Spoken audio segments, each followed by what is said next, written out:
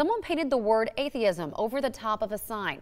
But church members say that's not the only trouble they have seen. They have received negative notes and actually have had their signs knocked down or even stolen. But now the pastor has a message for the vandals.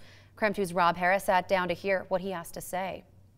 Last week, someone spray painted the word atheism on Pinnacle Church's sign. And then after that, someone else added this apostrophe S and the word cure onto it. So now it says atheism's cure. But the leadership here at Pinnacle Church actually reached out to me because they have a very specific message for the vandals. If you get to your church, you see that someone's vandalized the sign. You guys have had vandalism before. Yeah. And your response is, I want to invite this person to coffee. Yeah. Why? What we want to do is to be a place where people can experience community and explore faith. So this past week we taught on retaliation and how our inner self, we want to do that, but that's not necessarily what we should do. So we want to prove to our community that we practice what we preach. So not necessarily to get back at somebody, but just to show, man, we care, and this is why we came to start churches in the Spokane area. So when you show up and you see atheism written on your sign, what goes through your head? What comes to my head is Jesus loves them too. You know, it doesn't matter who they are, what they believe.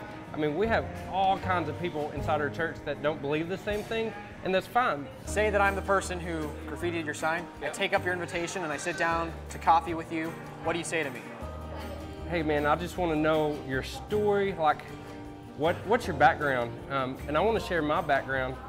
You know, maybe to you, vandalism may seem like a big thing, but you don't know what I've done. We're not going to call the law. We're not going to be here and like try to bum rush you. Like really what we're going to do is I just want to buy you coffee. I know that's crazy, but I really believe that if we have a conversation, like your mind will be blown by what we think and the forgiveness that we'll be able to show.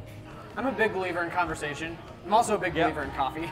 Yeah, so, I am too. So if the person comes and sits down, maybe you guys can reach some common ground.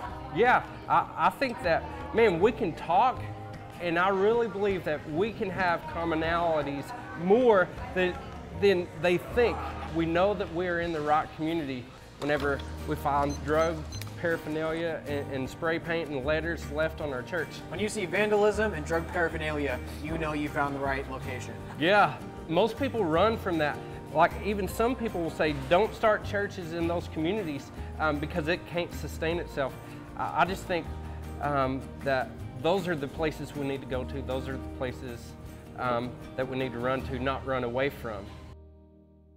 Pastor Minton insists the invitation is sincere, so if the vandal or vandals are watching, we'll put his contact information and a link to the website on KREM.com.